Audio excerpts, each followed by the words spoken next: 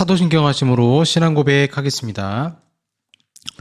전능하사 천지를 만드신 하나님 아버지를 내가 믿사오며 그 외아들 우리 주 예수 그리스도를 믿사오니 이는 성령으로 잉태하사 동정녀 마리아에게 나시고 본디오 빌라도에게 고난을 받으사 십자가에 못 박혀 죽으시고 장사한 지 사흘 만에 죽은 자 가운데서 다시 살아나시며 하늘에 오르사 전능하신 하나님 우편에 앉아 계시다가 저리로서 산자와 죽은 자를 심판하러 오시리라. 성령을 믿사오며 거룩한 공회와 성도가 서로 교통하는 것과 죄를 사하여 주시는 것과 몸이 다시 사는 것과 영원히 사는 것을 믿사옵나이다. 아멘. 네, 찬송가 452장 내 모든 소원 기도의 제목 452장입니다.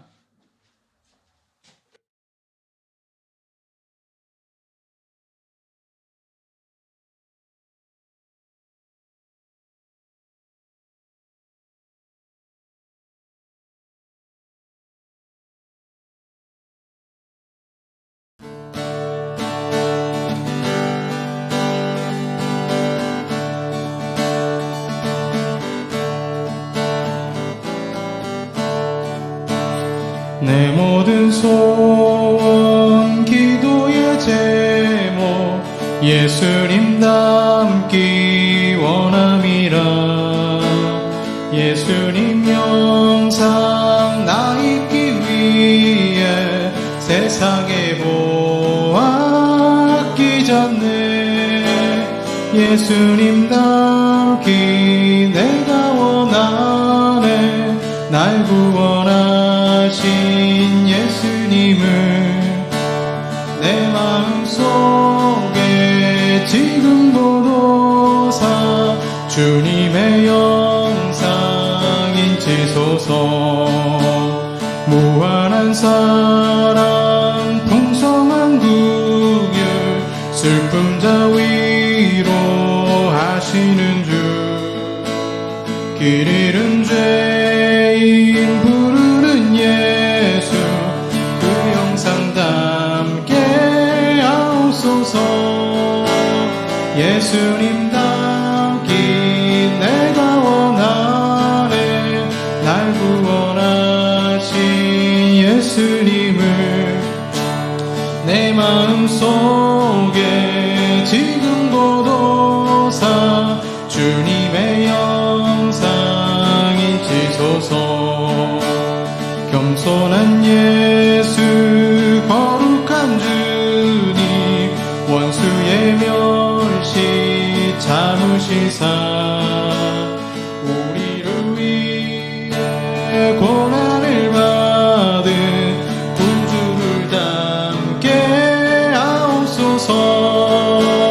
예수님 닮기 내가 원하네.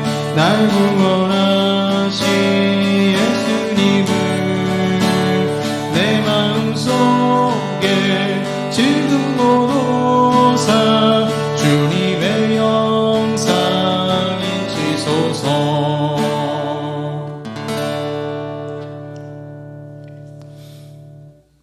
아멘. 기도하겠습니다.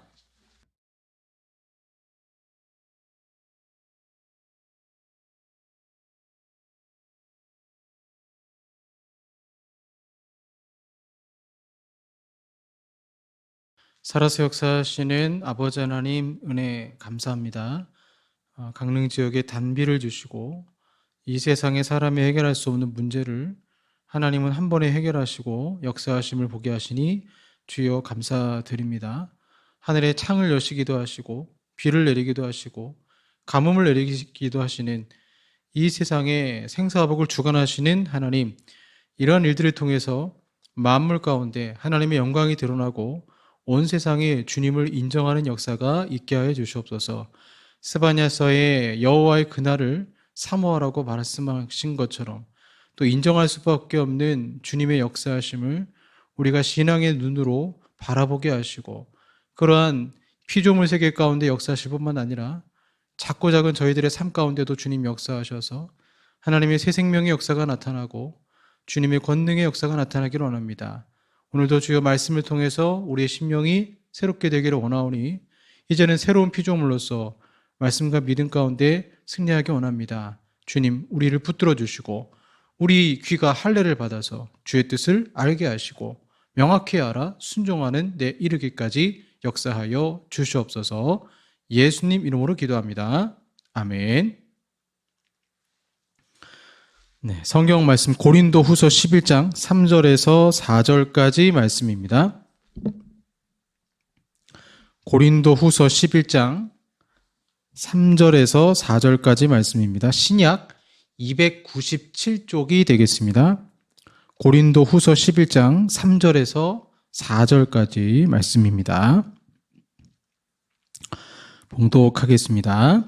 뱀이 그 간계로 하와를 미혹한 것 같이 너희 마음이 그리스도를 향하는 진실함과 깨끗함에서 떠나 부패할까 두려워하노라.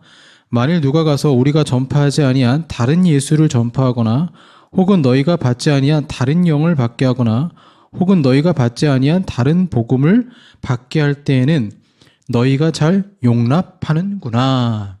아멘. 네, 오늘 단순함이라는 제목으로 말씀 나누도록 하겠습니다. 스티브 잡스의 모든 행동과 철학이 유행이 있었죠. 결국 이제 한마디로 그 스티븐 잡스 애플사를 만든 스티븐 잡스의 철학은 무엇이냐? 단순함이죠. 이분이 그 인도 힌두교 쪽 그 만트라 있지 않습니까? 그런 쪽에 이제 동양 철학에 심취했던 사람이고 아무래도 이 동양 철학하면 단순함을 추구하죠. 그러한 자신의 어떤 인생의 성공을 이끌어준 것이 이러한 단순함이 만능의 열쇠였다라고 학자들은 얘기를 합니다. 먼저 그 스티븐 잡스의 패션을 한번 살펴보시면 1998년 이후에 검정 터틀넷 셔츠에 리바이스 청바지 그리고 뉴발란스의 운동화를 고집을 하죠. 그래서 뭐 인터뷰하거나 뭐 할 때 보면 항상 거의 똑같은 옷을 입고 있는데 굉장히 그 옷도 되게 편하게 입을 수 있는 옷이죠. 단추, 허리띠도 없는 순수한 단순함에 아주 극대화된 패션입니다. 스티브 잡스의 단순함은 그의 사생활에도 드러나죠. 스티븐 잡스는 사회 외부 활동을 극도로 피하고 오직 일과 가정 딱 두 가지에만 포커스를 맞춥니다.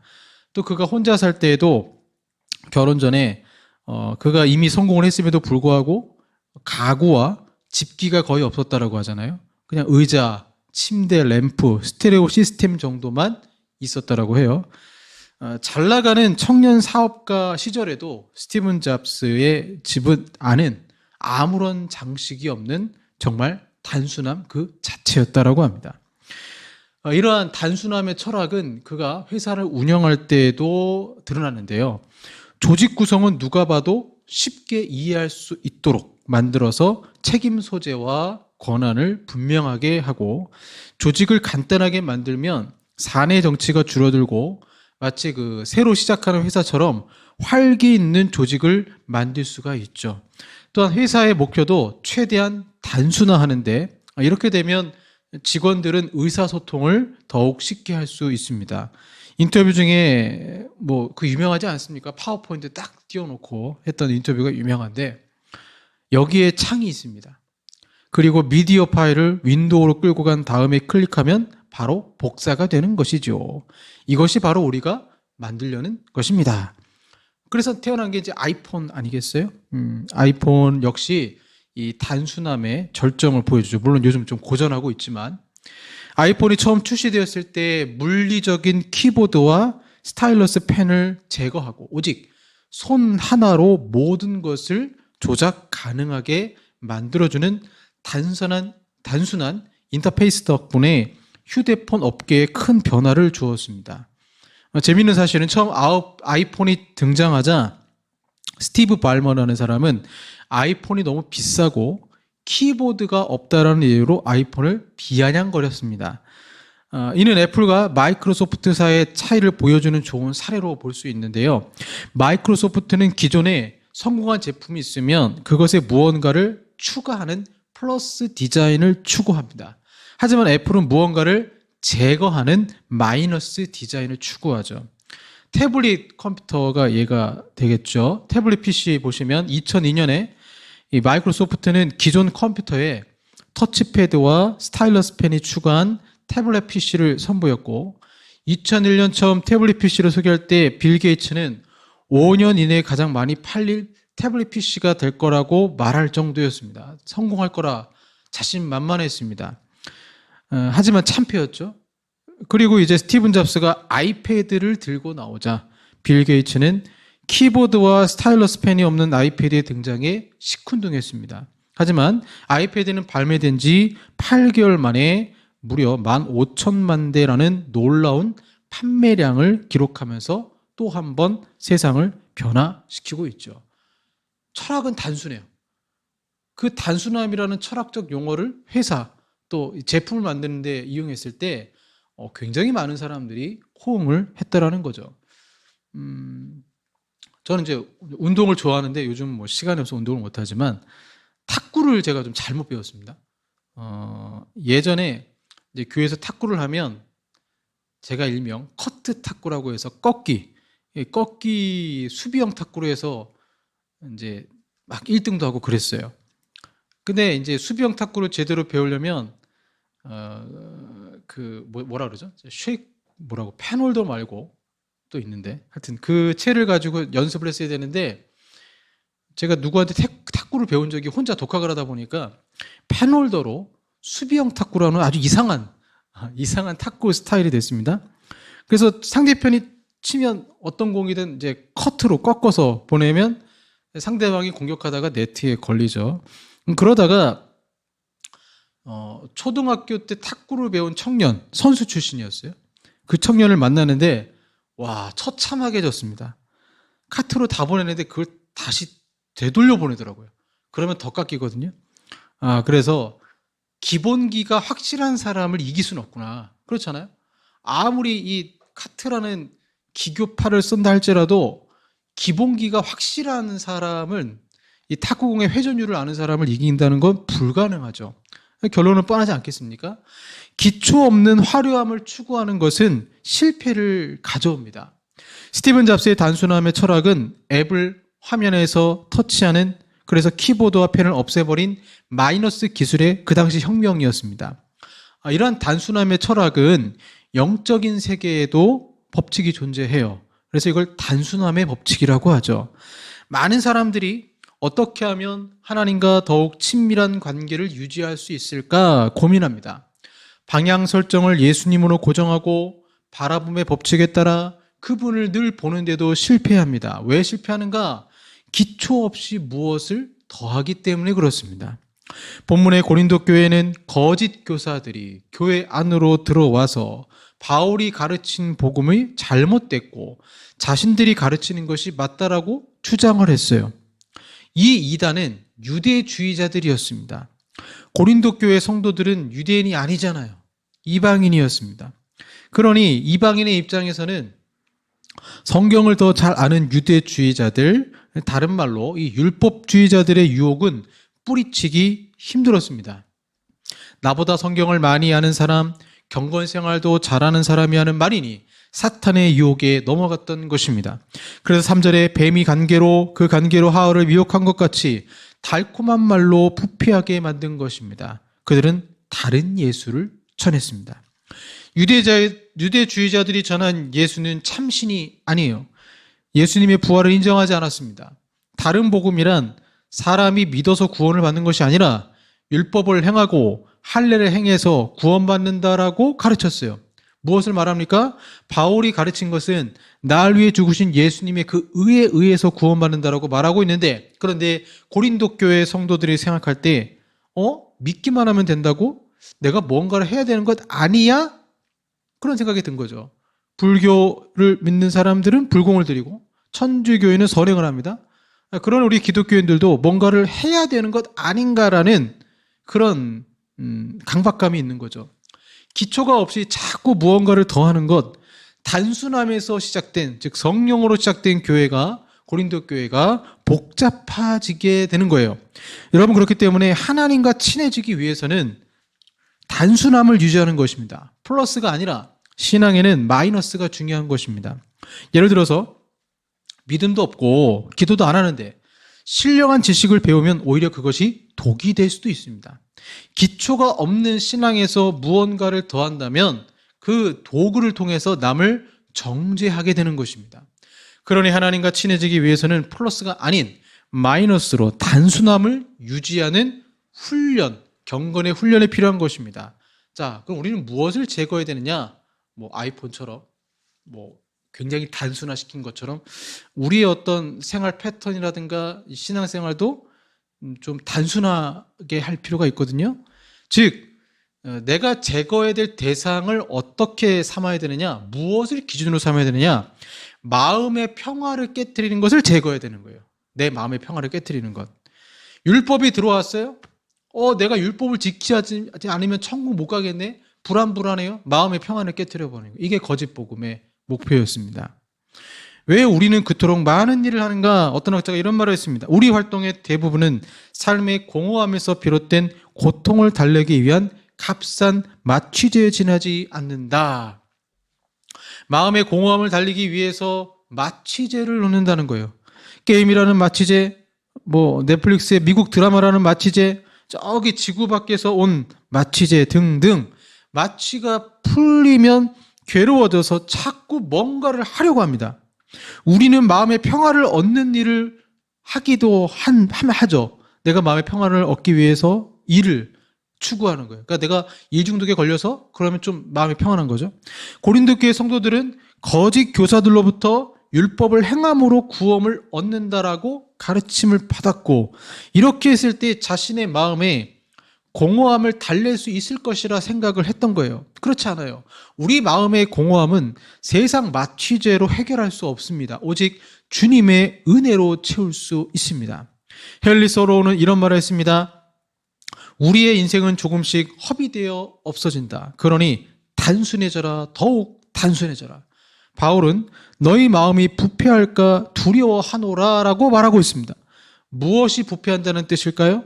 다름 아닌 마음이 부패할까, 즉 단순한 이 진실한 믿음이 부패할까 두려워한다고 말하고 있어요. 정리해서 말씀드리면 사탄은 부드러운 입놀림으로 하와를 유혹했습니다.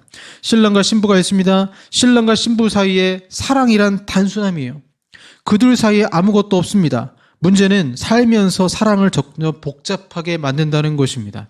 하나님과 1대1로 만나기 싫을 때 사람은 자기 인생을 복잡하게 만듭니다. 그리고는 하나님 바빠서 죄송합니다. 주님을 만날 시간이 없습니다. 이렇게 말하는 거예요. 그러니 여러분 삶을 더욱 단순하게 하십시오.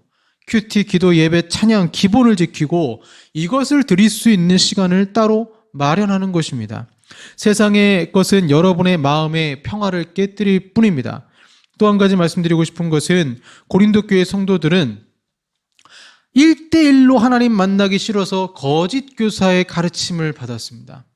마이너스, 죄를 제거할 생각은 안 하고 무언가를 더한다고 해서 자기 신앙의 문제가 해결되는 것은 아닙니다. 이 세상의 가치는 복잡한 사람을 유능한 사람으로 봐요. 복잡한 것. 영국 속담에 이런 말이 있습니다. 일을 시키려면 바쁜 사람을 시키라는 말이 있어요. 또 이 세상을 움직이는 사람들은 피곤한 사람들이다, 이런 말도 있습니다. 조직을 운영하고 이끄는 사람들은 유능하기 때문에 피곤한 인생을 살고 복잡한 사람들이에요. 유능하지 못한 사람들은 숟가락만 얹어놓고 따라가고 실제 조직을 움직이는 사람은 피곤한 인생들이라는 거죠. 이것이 세상의 자본주의의 가치입니다. 그래서 우리도 자꾸 뭔가를 더 하려고 해요. 마음이 너무 소란스러우면 예수님 생각할 여력이 없어요. 가장 기본적인 것을 하지 않고 무언가를 더해서 신앙이 성숙한다? 이건 거짓말입니다. 오히려 방해가 되는 거죠. 저희 교회에서 이제 중고차를 샀는데요. 5월 달에 중고차 교회 승합차를 할부로 구입했습니다. 스타렉스 디젤 흔하기 때문에 디젤을 구입할까 고민하다가 디젤 구입하지 않았어요. 이유는 환경 규제로 인해 디젤차가 여러 가지 구조가 점점 복잡해지고 있기 때문입니다. 차의 각종 달린 센서들, 엔진을 비롯한 많은 부품들, 거기에 배기가스 절감 장치가 들어가고, 또 이 디젤은 카본이 쌓이잖아요. 또 그걸 태우는 기계가 들어가고, 그래서 차는 구조가 복잡하면 복잡할수록 잘 고장이 나죠. 그러니까 전기차가 잘 고장이 안 나는 게 모터는 단순하거든요. 엔진은 복잡하지만. 그래서 저는 이제 LPG 차를 어렵게 구해서 샀습니다. 이유는 잘 망가지지 않기 때문에 그렇습니다. 택시 LPG 차 30만, 40만 우습게 타요. 이유는 LPG 차량 구조가 제일 간단하기 때문입니다. 하이브리드 좋아하시죠? 하이브리드 차 설계가 복잡합니다. 복잡하면 나중에 큰 수리비가 될 수 있습니다. 우리 인생도 마찬가지입니다.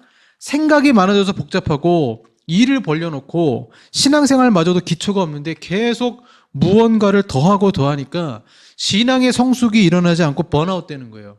그래서 바울의 겉면처럼 내가 너에게 전한 복음만으로 충분하다라는 것을 우리는 인식해야 된다는 거죠. 자, 두 번째, 그렇다면 어떻게 해야 되느냐? 단순한 삶을 살기 위해서 나만의 시간 보호가 있어야 된다는 거예요. 나만의 시간 보호. 스티븐 잡스가 성공할 수 있었던 것은 삶이 단순했기 때문입니다. 집, 회사였어요. 한국 사회는 거절 문화가 아니죠. 거절은 불친절한 것이고 인간 된데미를 결정하기 때문에 그렇죠. 그러나 내면이 건강한 사람은 거절을 잘합니다.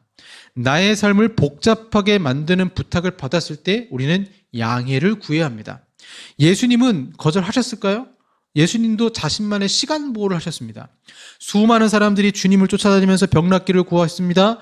주님은 또 설교도 하셨어요. 굉장히 바쁘셨어요. 하지만 저녁 시간만큼은 사역하지 않았습니다. 기도하셨습니다. 그 시간에 주님은 따로 하나님과 1대1로 만나는 시간을 가지셨어요.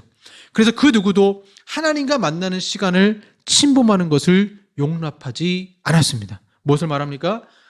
단순하게 살려면 시간 보호를 잘해야 된다는 것입니다. 우리는 자꾸 무언가를 더 희생하고 노력해야 하나님께 인정받는다라고 생각합니다. 고린도 교회 성도들도 그렇게 생각했습니다.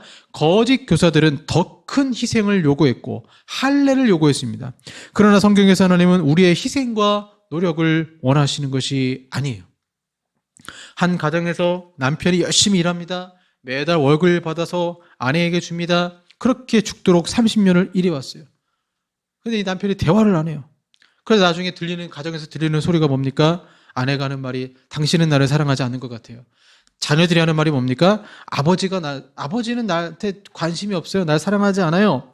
일하는 아빠보다 어떻게 보면 세상은 교제하는 아빠를 원하는 거죠.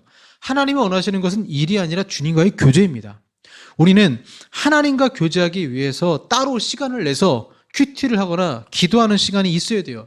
이 시간만큼은 보호해야 된다는 거예요. 근데 어떻게 합니까? 이 시간을 보호하지 않고 이 시간에 쓸데없는 것을 하면서 나는 신앙생활 할 시간이 없어요. 하나님 만날 시간이 없어. 이렇게 된다는 거예요. 여러분, 시간 보호를 잘 해야 된다는 것입니다. 시간 보호를 못하면 단순한 삶을 살지 못하게 되죠. 하나님과 친해지기 원하십니까? 단순하게 살면 됩니다. 어떻게 해요? 마이너스, 즉 마취제를 제거하고 시간 보호를 위해 거절하는 것입니다. 자신의 한계를 인정하며 사는 것이죠. 프로이트, 아인슈타인, 피카소, 간디 이러한 사람들 천재라고 부르죠. 이러한 사람들 창조적인 인물이다 이렇게 얘기하죠. 예전에는 이제 IQ 테스트 했는데 요즘은 EQ 테스트도 하고 또 하워드 가드너라는 사람이 이제 지능 검사할 때 그냥 뭐 머리 똑똑하냐 안 똑똑하냐 그것만 보는 게 아니라 뭐 이제 대인관계라든가 감수성이라든가 여러 가지로 이제 종합적인 어떤 지능 검사를 개발을 했잖아요. 그래서 열정과 기질에 어떤 책을 냈는데 거기에 보면 이런 얘기를 합니다. 어떻게 이런 사람들은 창조성이 뛰어난가? 대체로 창조성이 뛰어난 사람은 어떻게 탄생하는가? 10년 주기론을 얘기하는 거예요. 10년 주기론. 책에 이렇게 나옵니다. 창조적 대가를 연구한 결과 그들의 공통점 중에 하나는 대체로 10년간의 준비를 거쳐 창조성이 성숙하고 10년간 창조성을 발휘하며 다음 10년간 그 창조성을 다시 다른 분야로 확산시킨다는 것이다. 그래서 창조적 대가들을 연구했더니 다 공통적으로 10년을 준비했다는 거죠. 10년을 준비하고 10년을 준비한 것을 토대로 10년간 준비한 것을 발휘하고 그 다음에 그걸 성공하니까 이 나머지 또 10년은 다른 분야에도 이제 창조적 적용을 하는 거죠. 확산된다는 것입니다. 개그맨 고명환 씨, 한강 작가와 함께 작가상을 수상한 분이죠. 이분도 이제 이 10년 주기론을 얘기하면서 자신의 인생에 10년 주기론을 대입했어요. 2005년, 2014년 이분이 교통사고를 당합니다. 2005년에 교통사고 나고 난 다음에 이때부터 독서를 시작을 합니다. 사업도 여러 번 실패합니다. 그러면서 인생이 성숙해져요. 10년의 준비를 하게 됩니다. 독서하면서. 그리고 2015년부터 2024년까지 10년간 자신이 10년 동안 준비한 것을 통해서 이제 창조성을 발휘합니다. 메밀꽃이 피었습니다라는 2014년에 브랜드를 만들어서 엄청난 수익을 얻고 그리고 이제 자기 개발서 책도 내고 유튜브도 만들고 해서 성공한 사람이 되죠. 그리고 이제 2025년에서 2034년 10년을 다른 분야로 확산하는 시기로 삼았더라고요. 독서에 관련된 토크쇼를 만든다거나 다시 방송 활동을 한다거나 매년 한 권씩 책을 출간한다거나 하는 구체적인 목표를 가지고 인생을 살아갑니다. 고명환 씨가 성공할 수 있었던 것은 10년 주기론에 따라서 이게 중요해요. 단순하게 반복했습니다. 단순하게. 이분은 특히 독서에 목숨을 걸고 다독했어요. 그의 삶은 단순합니다. 일하고 독서하고 독서를 더 많이 하기 위해서 술까지 끊었습니다. 아무리 피곤해도 잠자기 전 5페이지, 6페이지 책을 읽었다고 합니다. 자신의 삶의 패턴을 굉장히 단순하게 가져간 것입니다. 뱀이 그 관계로 하와를 미혹했을 때 선악과를 먹으면 하나님과 같이 된다고 했습니다. 사람은 자신들이 신이 되기를 원합니다. 왜 신이 되기를 원하겠습니까? 더 많은 일을 완벽하게 감당하고 싶어서 그렇습니다. 예수님만으로도 충분한데 유대주의자들은 율법을 지켜야 한다고 합니다. 율법을 지키면 점점 삶이 복잡해집니다. 자잘한 규정에 얽매여 살아야 합니다. 장로들의 유전 613가지를 지켜야 됩니다. 그러다 보면 예수님 중심이 아니라 율법 중심의 삶을 살게 되는 것입니다. 그래서 여러분, 가지치기가 중요한 것입니다. 10년의 세월을 준비한다는 것은 자신의 삶을 단순하게 만들지 않으면 결코 이룰 수가 없습니다. 신앙생활하다 보면 단순함을 잊어버리고 책으로 치면 주제를 잊어버리고 각주와 소제목만 외우는 것입니다. 왜 내 마음이 힘들지? 왜 이렇게 고난이 많지? 저도 이런 고민을 한 적이 많아요. 인생을 살다 보면 고난도 많고 마음도 힘들고 또 개척교회라다 보니까 한계를 느낄 때도 있습니다. 그럴 때 어떻게 하느냐? 단순합니다. 그냥 새벽에 와서 기도하는 거고 집에 와서 성경을 읽고 큐티를 합니다. 그리고 독서를 합니다. 이 외에 저에게 특별한 뭔가를 더하는 삶은 없습니다. 그냥 단순하게 살아요. 그 단순함 속에서 하나님은 저를 여러 번 건져주셨고 은혜를 주셨어요. 마음이 힘들어질 때 책을 통해서 많이 위로를 주셨어요. 점점 율법적으로 변할 수밖에 없는 우리 마음과 신앙, 이럴 때 마음속으로 외치세요. 단순해지자. 다시 예배의 자리로 가고 다시 기도하자. 다시 예수님께 집중하자. 나를 너무나 바쁘게 하는 그런 관계들을 끊어버리고 주님과 교제하는 시간을 누리는 단순한 삶의 선택이 우리 삶에 필요한 것입니다. 사랑하는 여러분, 신앙의 회복은 단순함에서 시작됩니다. 더하기가 아닌 빼기로 다시 1대1로 주님 앞에 서십시오. 다른 복음을 전하는 자들의 목소리에 귀 기울이기보다 다시 예수님께 집중하십시오. 하나님은 그러한 자들에게 반드시 역사하시고 회복시키실 것입니다. 기도하겠습니다. 율법주의가 들어오면서 점점 신앙을 복잡하게 만드는 사탄의 유혹이 여전히 한국교회 안에도 있습니다. 우리들의 삶 속에서도 있습니다. 나는 신이 아니요 피조물이라는 사실을 인정하고 점점 단순해져서 하나님을 찾기에 더 많은 시간 보호를 하며 주님을 사랑하고 경배하는 자가 되게 하여 주시옵소서. 예수님 이름으로 기도합니다. 아멘. 찬양의 가사가 우리가 어떻게 살아야 되는지를 말하는 것 같아요. 이 세상을 살아가는 동안에 원하고 바라고 기도합니다. 찬양하겠습니다.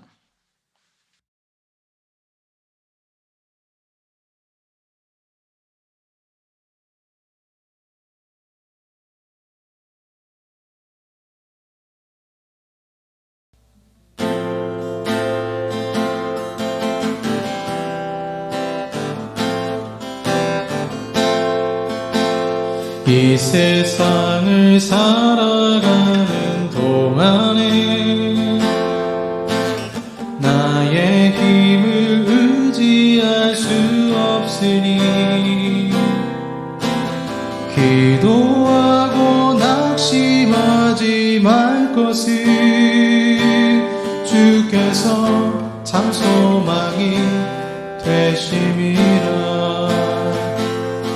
하나님의 꿈이 나의 비전이 되고 예수님의 성품이 나의 인격이 되고 성령님의 권능이 나의 능력이 되길 원하고 바라고 기도합니다. 주의 길을 걸어가는 동안에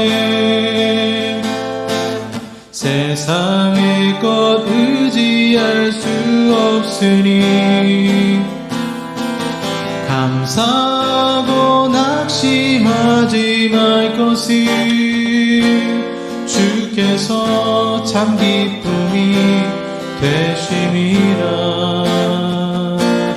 하나님의 꿈이 나의 비전이 되고 예수님의 성품이 나의 인격이 되고 성령님의 권능이 나의 능력이 되기 원하고 바라고 기도합니다. 하나님의 꿈이 나의 비전이 되고 예수님의 성품이 나의 인격이 되고 성령님의 권능이 나의 능력이 되기 원하고 바라고 기도합니다.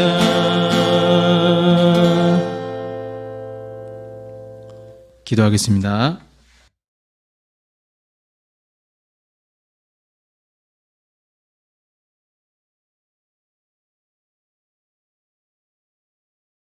주님, 진정 원하고 바라고 기도합니다. 주님 닮기를, 더 주님과 가까워지기를 기도합니다. 주의 존전을 찾을 때마다 하나님께 집중하기보다 내가 가진 문제 해결에 더 집중하며 기도하는 우리 어리석음을 용서하시고 주님께 가까이 나아가 주님 닮기를 원하오니 이 한 주간도 주님 역사하여 주시옵소서. 하나님께 감사함으로 감사의 예물을 또 11조 구제 선교로 영광 돌립니다. 그 드린 손길마다 주님 복을 허락하시고 한 주간도 주님을 더욱 만나는 축복을 허락하시고 단순함을 유지하기 위해서 건강함도 필요하고 운동도 필요하고 여러 가지가 필요합니다. 성령 충만한 한 주가 되게 하여 주시옵소서. 예수님 이름으로 기도합니다. 아멘. 지금은 우리 구주 예수 그리스도의 은혜와 성부 하나님의 사랑하심과 성령 하나님의 교제 교통 역사하심이 단순함으로 주님께 나아가 승리하게 원하는 우리 사랑하는 성도들과 한국 교회 위에 영원토록 함께 있을지어다. 아멘.